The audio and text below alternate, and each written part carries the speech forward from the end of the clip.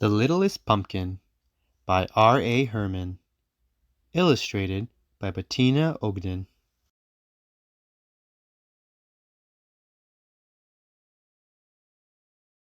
It was Halloween, and there were 18 pumpkins left at Bartlett's farm stand.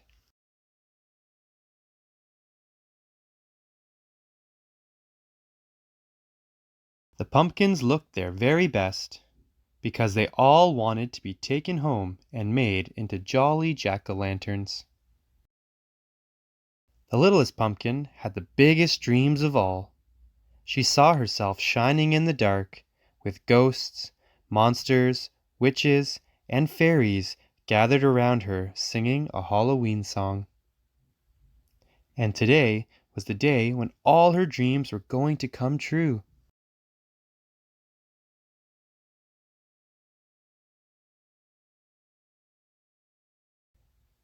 Maggie dropped by the stand on her way to school, just as it was opening. "I want the biggest pumpkin you have for my class party," she said, looking at the pumpkins on display. She didn't even glance at the littlest pumpkin.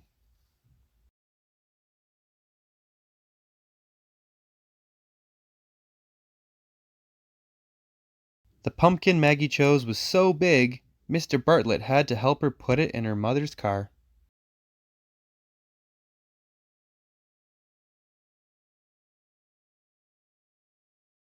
Then the twins arrived. Jess wanted the roundest, fattest pumpkin.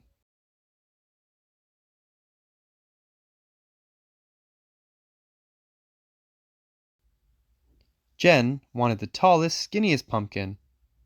They both knew exactly what they wanted their jack-o'-lanterns to look like.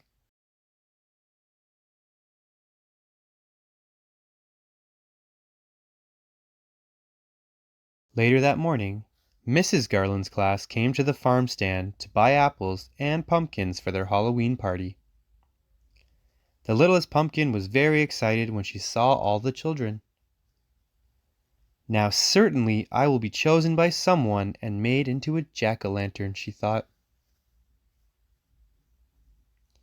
But no one chose the littlest pumpkin.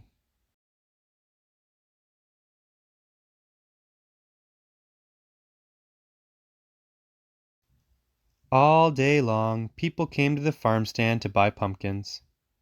Mr. Potter ran in to choose a pumpkin for his daughter Kate. Poor Kate was home with the flu, but she had drawn pictures for her dad so he could see exactly what kind of pumpkin she wanted. Mr. Potter looked at every single pumpkin until he found the right one.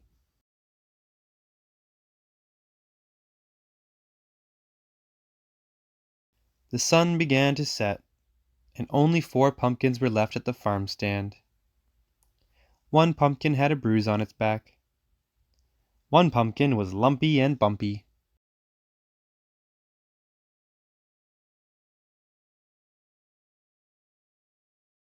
One pumpkin didn't have a stem. And the last pumpkin was the littlest pumpkin.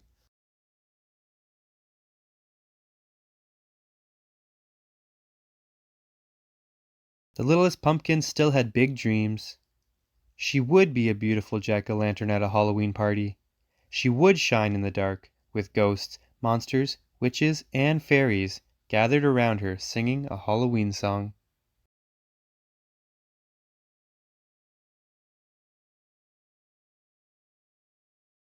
But while the littlest pumpkin was dreaming, Gabe and Mona arrived. They ran up to the 4 remaining pumpkins. Gabe grabbed the stemless one. "Perfect," he said. "My jack-o'-lantern is going to wear this hat."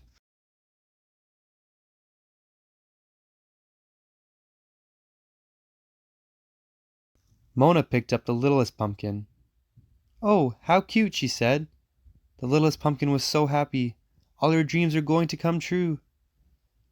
"But it's too small for me to carve into a jack-o'-lantern," said Mona, putting it down. Then she picked up the lumpy bumpy one instead. "Now this one is perfect."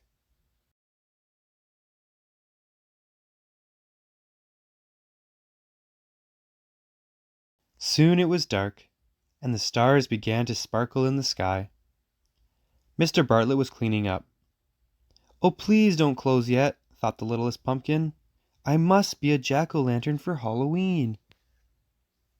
Suddenly Mr. Bartlett heard someone calling his name.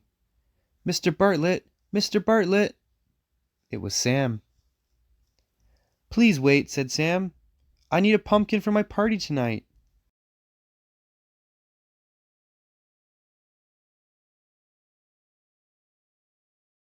Mr. Bartlett picked up the bruised pumpkin and told Sam that if he turned it around, it would make a very nice jack-o'-lantern. Sam agreed, and with that, Mr. Bartlett closed the farm stand.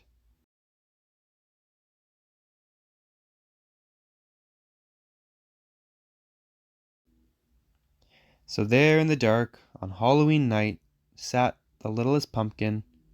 She was all alone. Or so she thought.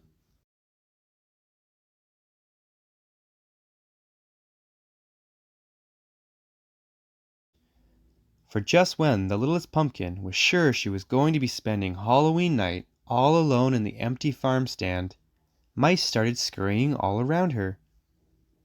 They were decorating everything, wearing tiny costumes and carrying all sorts of Halloween goodies. And before the littlest pumpkin knew what was happening,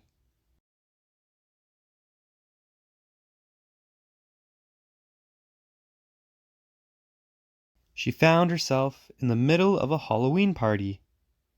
Mice dressed in costumes were bobbing for cranberries, playing pin the tail on the squirrel, and eating cheese and crumbs. Then the best thing of all happened.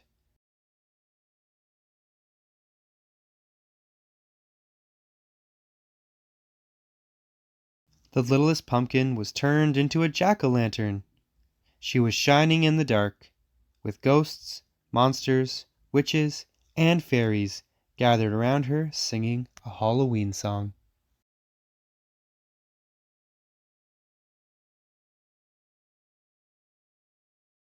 All her big dreams had come true on Halloween night.